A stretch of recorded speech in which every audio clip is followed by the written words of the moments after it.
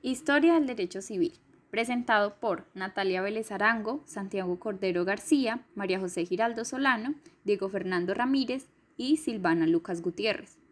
En el presente video hablaremos acerca de la historia del derecho civil, iniciando con sus dos periodos, siendo el primero en el descubrimiento de América, cuyas legislaciones eran la de Indias, el derecho español y la legislación nacional. En su segundo periodo, que fue expedido en el año 1873, tras pasar por varios años de modificaciones, y es el que sigue rigiendo hasta la actualidad, obviamente con ciertas reformas. También tendremos en cuenta las corrientes jurídicas que influyeron en la formación del Código Civil, como las romanísticas, entre las cuales se deben resaltar el antiguo derecho consuetudinario francés y el viejo derecho germano, especialmente la escuela de los pandectistas y la legislación española.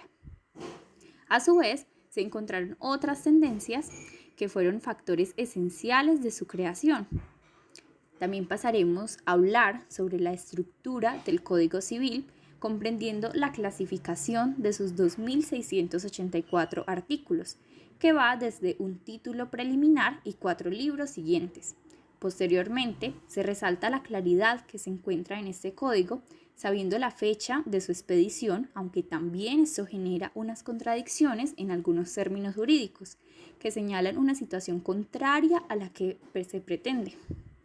Otro problema que se encuentra es la contraposición de doctrinas como la de los romanos, la de los franceses, la española y la de los pandectistas.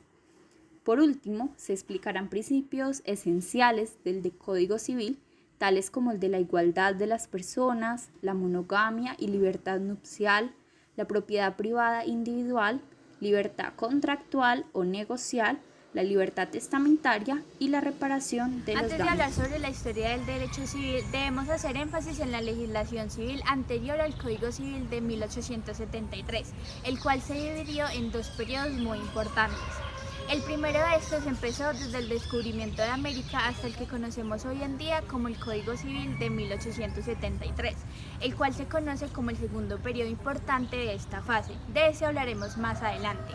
Antes de que existiera el Código Civil, se dio la legislación de Indias, el derecho español y la legislación nacional desde 1825 hasta 1873. La primera de estas, conocida como la legislación de Indias, fue la legislación especial que implementó España para sus colonias desde el año 1503. Cabe aclarar que para ellos fue un gran problema utilizar un régimen jurídico para sus territorios conquistados, ya que había mucha desigualdad, tanto social como económica. Estas nuevas colonias se incorporaron a la corona de Castilla porque en su momento no existía una unidad nacional colombiana. Por esta razón pasaron al derecho castellano y no al que se conoció como las Indias Occidentales. En América, el derecho especial sobrepasó al derecho castellano, ya que este tenía un carácter supletorio y por ende pasó a regir a estas nuevas colonias. Esta legislación fue de vital importancia, ya que en 1680 se pidió que se hiciera una compilación general llamándose la Recopilación de Leyes de los Reinos de Indias. Esta era más que todo una enciclopedia, la cual fue utilizada hasta 1810. El segundo de estos fue conocido como el derecho español, el cual fue utilizado desde 1825. En este mismo año se dictaron las fuentes del derecho en la nueva república, indicando en el artículo 1 de la ley del 13 de mayo de 1825 el orden por medio del cual deben realizar los tribunales civiles, militares, entre otros, y a su vez señalando las nuevas fuentes conocidas como: Las Siete Partidas fue la principal obra jurídica española escrita por don Alfonso V en el año 1253 hasta 1263. Como su nombre lo indica, esta obra está dividida en 7 libros, pero en solo 3 de ellos se habla acerca del Código Civil. La segunda fuente es la obra llamada La Recopilación del año 1567, que tuvo como objetivo realizar una recopilación de la antigua legislación, que fue utilizada por España hasta el año 1805. Para finalizar este primer periodo se encuentra a su vez la legislación nacional, que fue utilizada en la República tomando control desde las leyes que expedía el Congreso. Este segundo periodo de la historia del derecho civil se conoce como el Código Civil del año 1873. Para este segundo periodo lo que se buscaba era una codificación civil para la República. Esto implicaba unir todas las normas del derecho de una forma metódica y organizada. A partir de esto, el vicepresidente en 1822, conocido como Francisco de Paula Santander, elaboró comisiones legislativas para crear proyectos de ley teniendo como guía los códigos civiles y penales europeos. Partiendo de esto, en 1829 se ordenó una comisión para la redacción del proyecto de Código Civil con bases francesas. Se dieron las recopilaciones de las leyes de 1821 y 1844. Además, se publicó en 1850 el apéndice de recopilación de las leyes de la Nueva Granada, pero no constituyeron un código. En el año 1853, Justo Arosemena presentó un proyecto de Código Civil, pero por los acontecimientos sociales y políticos se impidió el desarrollo de este. En 1852, Andrés Bello concluyó la elaboración del Código Civil de Chile, el cual fue aprobado en 1855, mientras que en Colombia se creó una federación con diferentes estados, los cuales tenían la capacidad para dictar leyes y normas en sus respectivos territorios. Por ende, uno de los estados soberanos, más específicamente el de Santander, implementó el Código Civil que creó Andrés Bello en el año 1858. A este le implementaron algunas modificaciones, añadiéndole algunos temas tales como la disolución del matrimonio por voluntad de uno de los cónyuges, la clasificación de los hijos por adulterio y se suprimió la muerte civil. También se dio la libertad al pacto de los intereses, entre otros aspectos. Luego de esto, los territorios, al ver que el Estado Soberano de Santander implementó el Código de Andrés Bello, lo que hicieron fue que ellos también lo implementaron a sus territorios. Hasta que en el año 1873, por la iniciativa del presidente Murillo Toro, se realizó el Código Civil de la Unión, que este debía regir de forma unánime en todos los estados de Colombia. Les hablaré ahora de las corrientes jurídicas que influyeron para la creación de nuestro Código Civil. Primero les tendré que hacer una salvedad, y es que constantemente escuchamos la afirmación de que Bello para nuestro Código Civil usó simplemente la influencia francesa.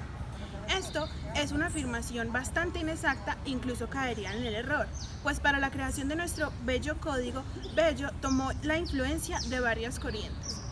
Les hablaré entonces de las corrientes históricas que fueron influencia para nuestro Código Civil, empezando por las corrientes romanísticas.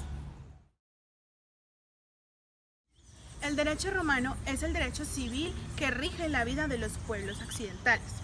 De dicho derecho salieron otras corrientes, como la corriente francesa, la escuela pandectista y las costumbres germanas y la legislación española. Comenzando a hablar de la corriente francesa, hay que decir que este es básicamente el derecho consuetudinario que se vio recogido en una recopilación oficial de las costumbres, en donde confluían el derecho escrito y las costumbres como tal. Pasando a hablar de las principales fuentes del Código de Bello, hay que hablar de la escuela pandectista y las costumbres germanas. Esto se dio cuando, tras la disolución del Imperio de los Francos, en la Alemania actual, se dio el derecho consuetudinario popular, dando lo que se considera actualmente como el derecho germano. En 1700 se dio la unión del derecho canónico, el derecho romano y el derecho germánico, dando el iusus modernum pandectarum o la escuela pandectista. Pasando a hablar de la legislación española como corriente, esta es básicamente la fusión entre el derecho romano y el derecho germano. Y las obras principales representantes de esta corriente son las 7 partidas y la novenísima recopilación. Podríamos decir entonces que el Código de Bello no se derivó de una sola tendencia, sino más bien de varias corrientes, de las que les hablé de 4 fuentes principales. Primero, el derecho romano puro o Corpus Juris Civilis. Segundo, el derecho germano, representado principalmente por el Código de Austria y Prusia, haciendo una mención especial a la obra de Savigny. Tercero, el derecho español o la legislación española, representado principalmente por obras como Las Siete Partidas y La Novenísima Recopilación. Cuarto, el derecho francés, teniendo en cuenta a Potier y el Código de 1804 de Delvincourt y Rogron. ¿Cómo influenciaron estas corrientes al Código Civil de Andrés Bello? Tenemos, por ejemplo, el libro primero, que se ve influenciado directamente por la corriente del derecho germánico. Un ejemplo de esto sería la doctrina del domicilio, donde Andrés Bello dice: el domicilio es la residencia habitual de una persona en un lugar. De esta misma forma también contempla los conceptos de pluralidad de domicilios o la carencia del mismo. Estos conceptos están consagrados en el Código Alemán de 1900, y así también lo expuso Savigny, quien fue un jurista alemán fundador de la Escuela Histórica del Derecho alemana. Cabe decir que Bello no solo adoptó la concepción del domicilio del derecho alemán, sino que rechazó completamente la definición que daba el derecho francés. De esta misma manera también contempló el concepto del nacimiento de la personalidad humana. Decía que la personalidad nacía en el nacimiento con vida.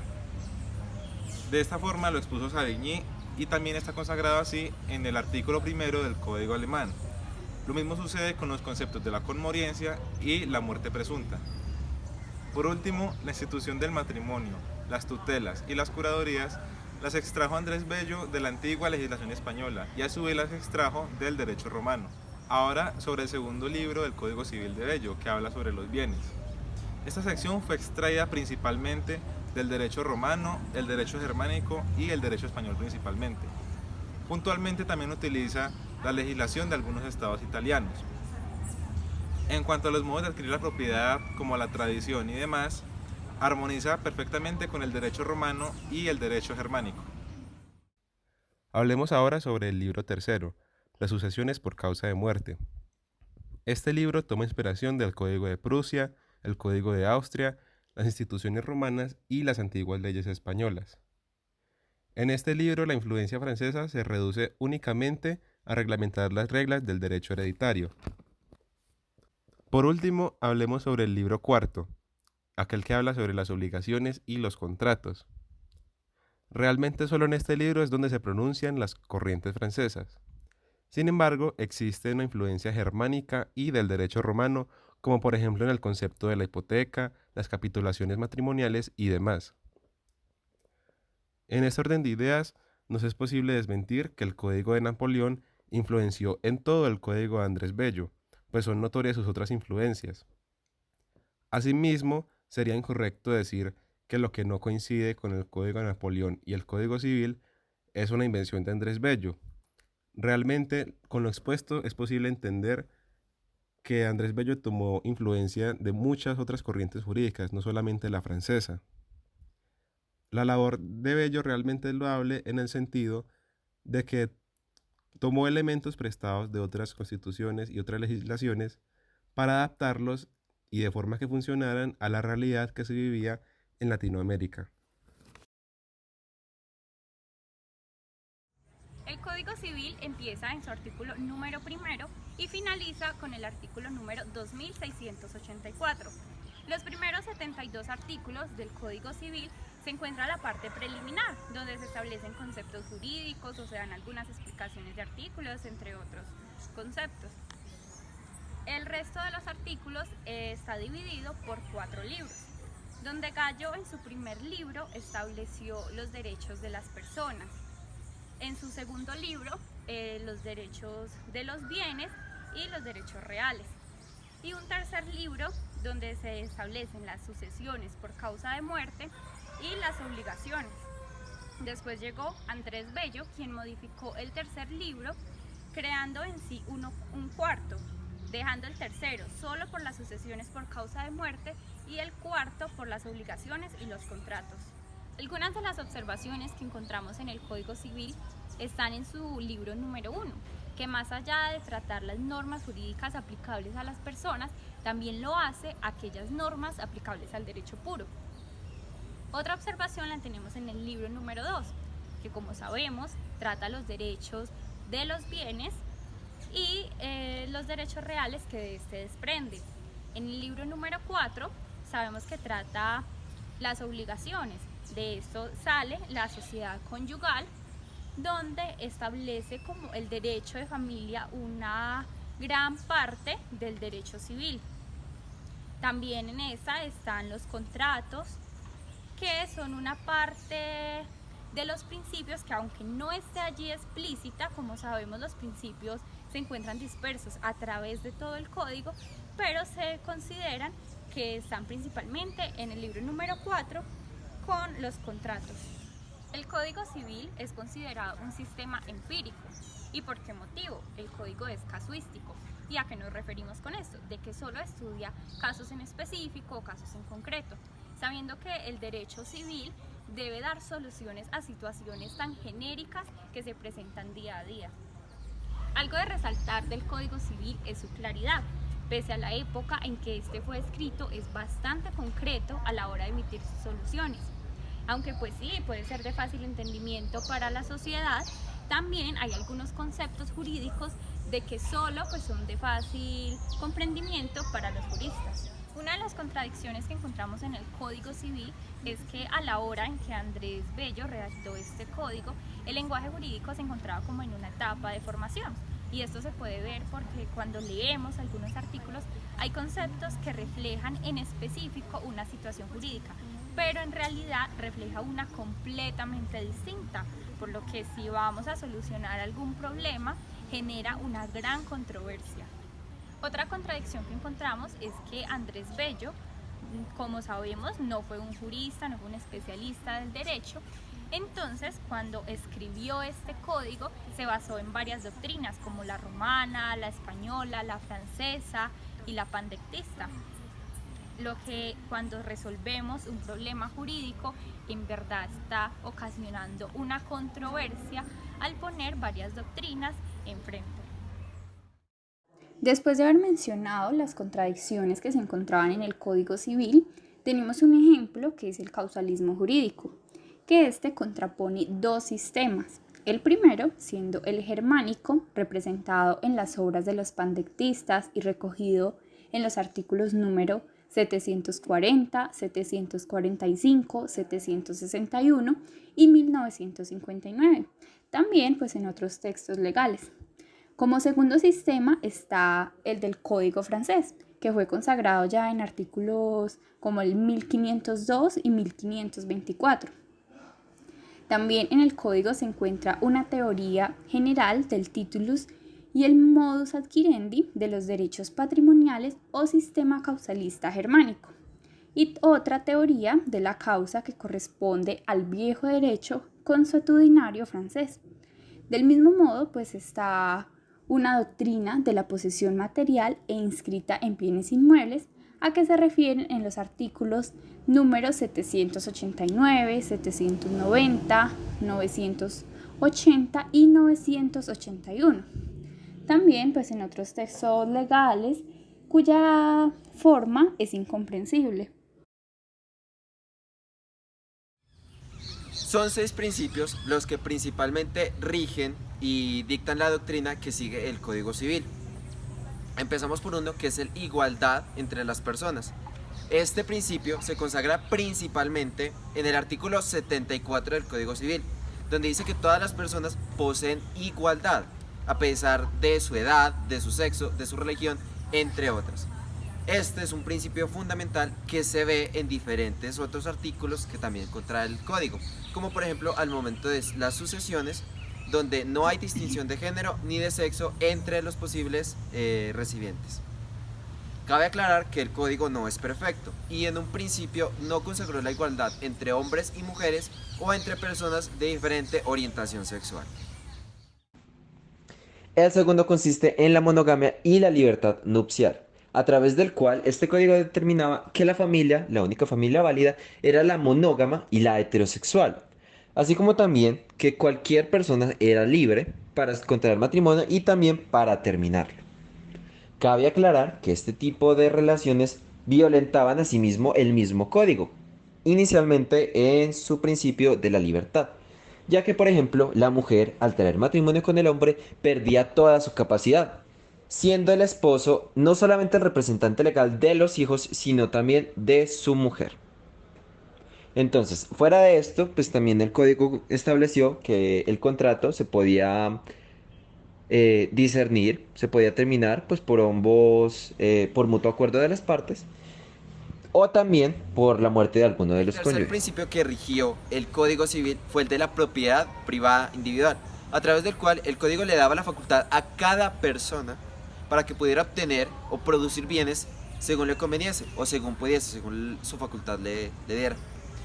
Cabe aclarar que el código no únicamente se sentenció o se dictó a ejercer este tipo de derechos sobre bienes inmuebles, sino también sobre cosas tales como la mano de obra. ¿Por qué?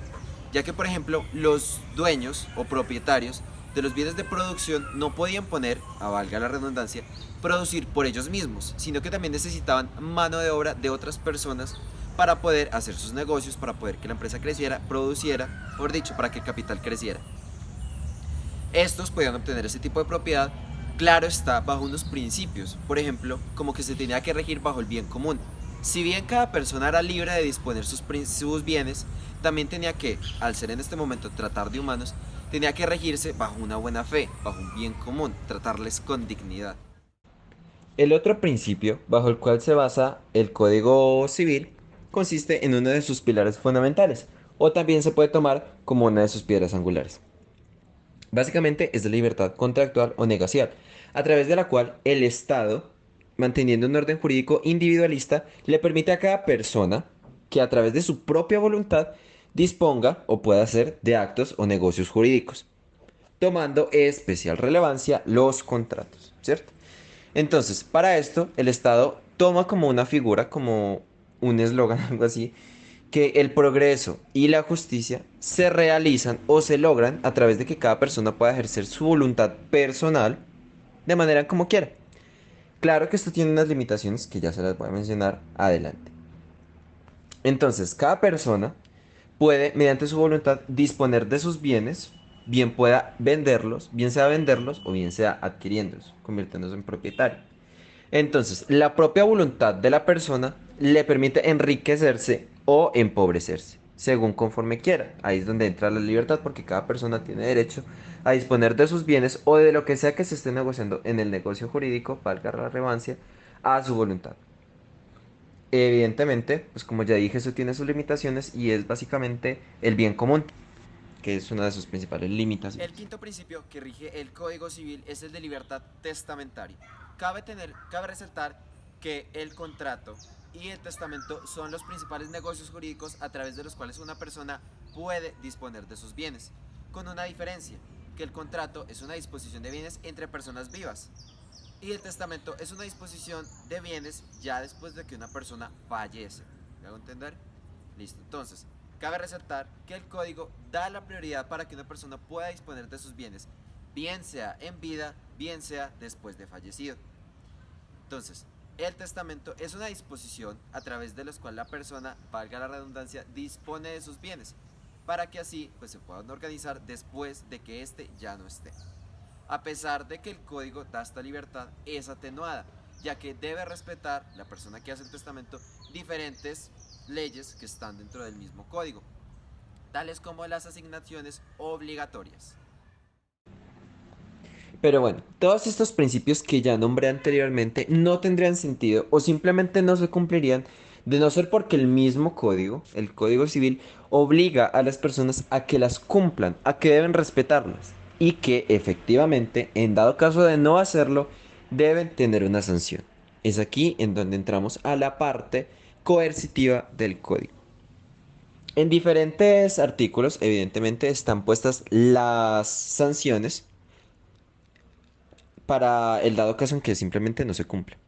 Aunque hay que tener muy en cuenta que el código no reguló muy bien la falta, las sanciones que tendría la falta al mismo. Por eso, muchas de estas sanciones que pues fueron naciendo a partir de que se dieron cuenta de que había un vacío legal muy grande, las entró a suplir el Código de Comercio, que es básicamente donde están hoy en día muchas de las sanciones que se dan por no cumplir el Código Civil.